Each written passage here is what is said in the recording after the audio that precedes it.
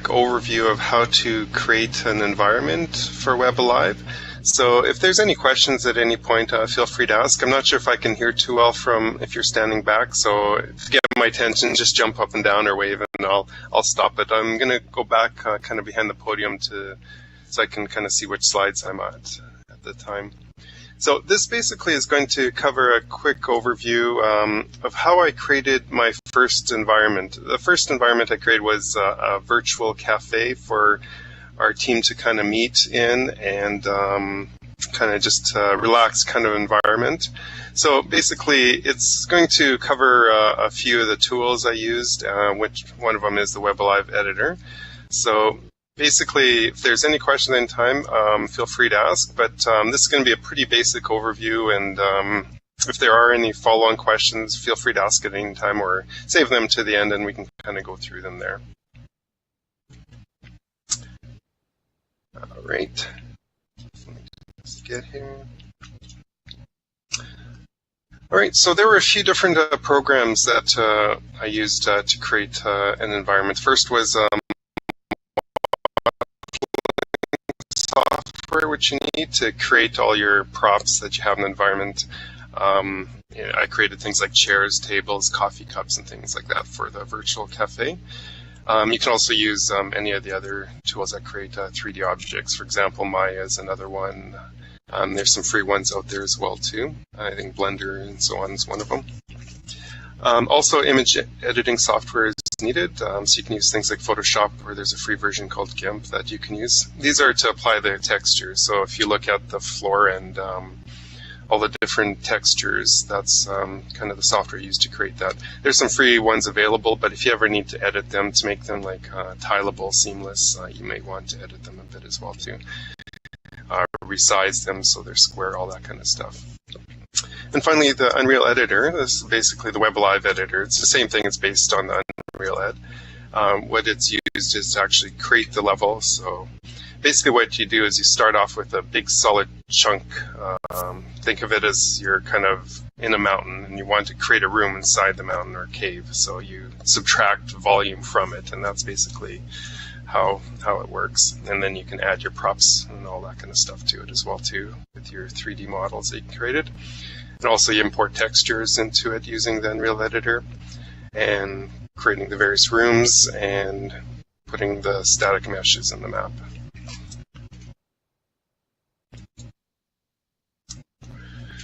So as mentioned, there's 3D models were created in 3ds Max. So basically it's a good idea to have a few guidelines when you're creating these models. You want to have a minimum number of faces just so you don't bog down the environment. And if you use like thousands and thousands of polygons to create simple objects where they're not really noticed, all that kind of detail, then you'll run into some performance issues potentially. You also use the modeling software for wrapping your textures around your objects and that kind of stuff as well too. So here's a sample of a few of the 3D models that were created, like a chair, a table, and a coffee cup. So this is the 3D Studio Max interface. So you see like a top, side, front view, and a 3D view of your objects. So when you create them, you can kind of see them in all the different dimensions to help you model. Just a few notes here on exporting models. So this just goes into some detail, probably not that applicable here. I can make these slides available too if you want to actually go back and look at this stuff later. Niket, I'm not sure if there's a good place for this, but feel free to post these maybe on the Genesis website and so on.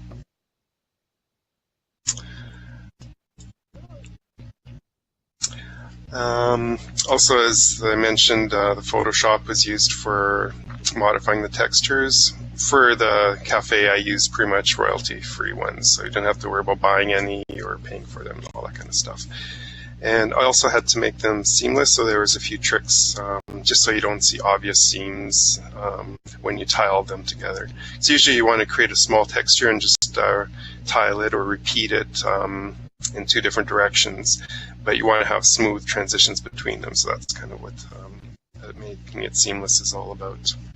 And obvious visual patterns are also removed. Like if you have like a wooden floor, for example, it has obvious knots, and if you look at it, it's you can tell it looks very repetitive, and it's the same thing used over and over again. So things like that were kind of removed just to kind of make it look a little better.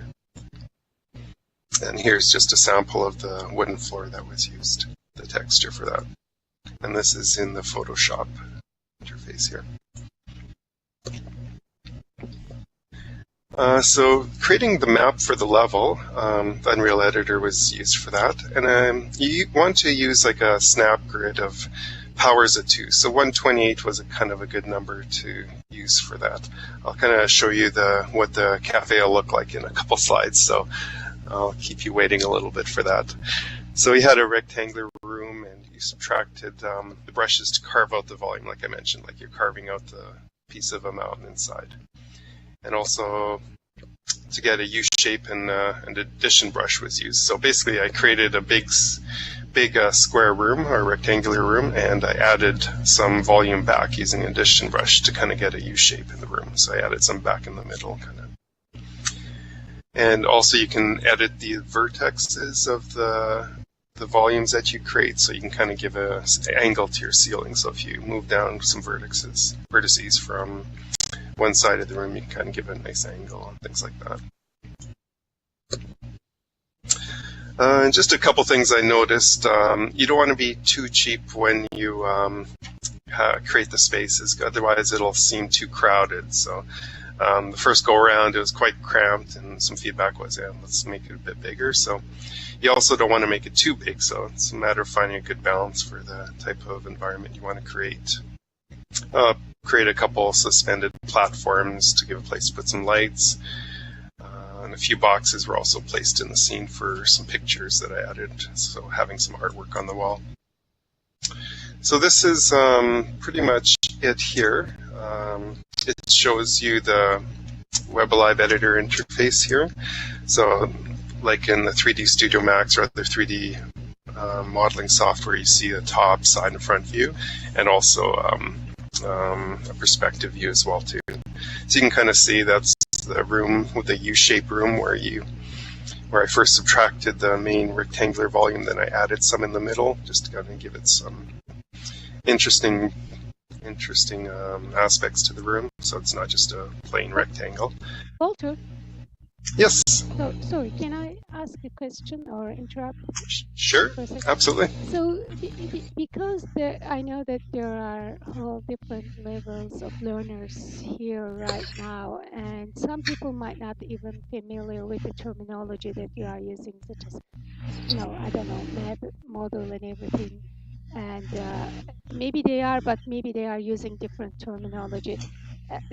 I always love the overview slide that you have, like how everything comes together. And do you mind, maybe the slide you don't have it right now, but do you mind just go over it a little bit, like where the models are coming? I guess you mentioned it a little bit as well, but when you are talking about the map, and does it mean to yes, go back all the way, or? No, I think I can. I have a slide like I put at the end just for some reference material. Maybe I'll just fast forward to that, and then maybe I'll come back to here after. Yeah, I think that would be very nice. Thank you. Yeah, no problem. Let me know if this is kind of what you're thinking or not.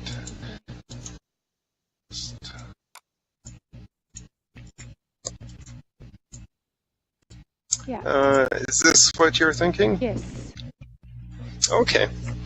So this kind of shows all the different pieces and how they do fit together. Starting on the top left, the 2D materials. So that's used to paint the 3D objects like grass, sky, bricks, all that kind of stuff, or the flooring. And the 2D tools for creating new materials or to modify them are things like Photoshop and GIMP, PaintNet, Paint.net. So there's a few of them for all the 2D stuff. So these are actually painted onto the 3D elements that are created, like tables and chairs. And 3D objects like the table and chairs. Their terminology in web.alive editor, they're called static meshes. So if you hear static mesh, those are really the 3D objects. Basically, they're called meshes because they're a group of polygons all meshed together to kind of make it look like a 3D object. And on the bottom right, you'll see all the different 3D object creating tools that you have in there, like 3D Studio Max, Maya, Softimage, Blender, and SketchUp. So Google SketchUp is a free one. I haven't used it myself, but there's quite a few people using it now. So if you just want to create simple objects, that's the way to go. If you want to get any